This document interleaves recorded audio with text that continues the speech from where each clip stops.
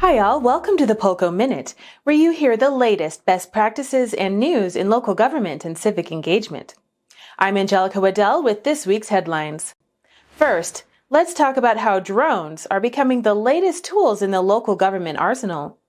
Local leaders see drones as a new way to support public safety departments. This includes using them as first responders to 911 calls and even using them for search and rescue.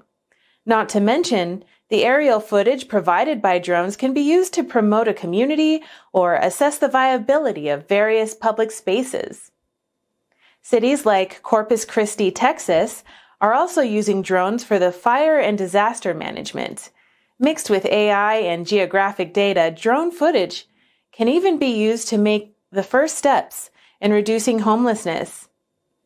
Councils are even offering drone training as a way to engage with residents.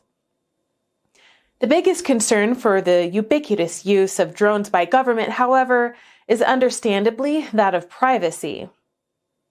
To make sure that privacy of residents is not invaded, maintaining transparency is a must for local governments. To that end, local governments must also communicate how any captured data or imagery is being used.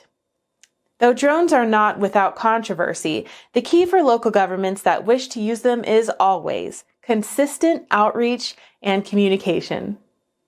Next, we explore 5 of the best ways organizations can ensure successful online outreach. According to Pew Research, as much as 90% of American adults are online. Despite this, respondents for analog and digital surveys have decreased over time. And that's an industry-wide trend in survey research and polling. For organizations to maximize stakeholder responses, Polco expert Corey Porras-Plash lays out these methods. Plash says that creating a comprehensive engagement plan is key to any online outreach activity. She also notes that because practice, time, and resources are limited, reasonable expectations must be set.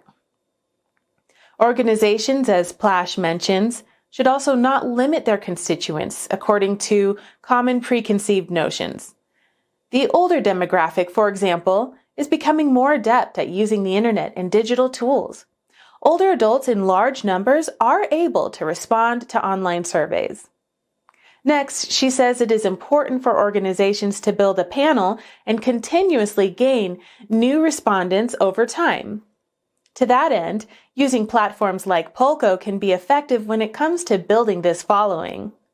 Last, Plash says it's important, especially for local government organizations, to hear feedback from a wide range of community groups. You want your community survey results to accurately reflect the many people who live there.